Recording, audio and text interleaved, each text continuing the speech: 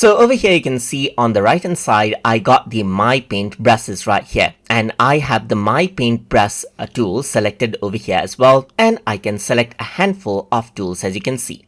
If I were to go around over here and click on this, then you will get the MyPaint brush dialog over here. And you can also access the MyPaint Brush dialog by going around onto Windows right here, onto Dockable Dialogs right here, and by accessing MyPaint Brushes over here.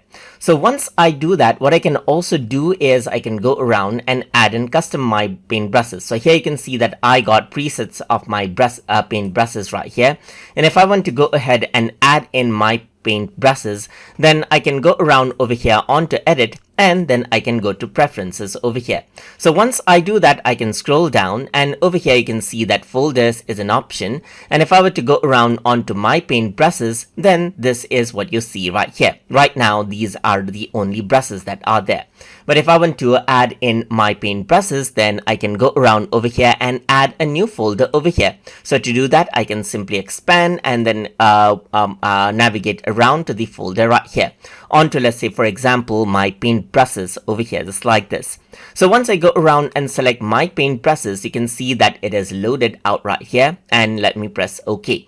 Once I do that, I can go around and refresh, and what happens is that I will be able to see the other brushes over here. Once I refresh it out, you will be able to see the other brushes over here on the bottom. You can see that you got a spray paint brush right here. You can see that I got this type of a brush right here. I got like let's say for example, I got spray brush right here, and so forth, just like this. As you can see, you can go around there. There's the smudge brush over here, which are added collection to the MyPaint brush over here, and you can see the name over here as well.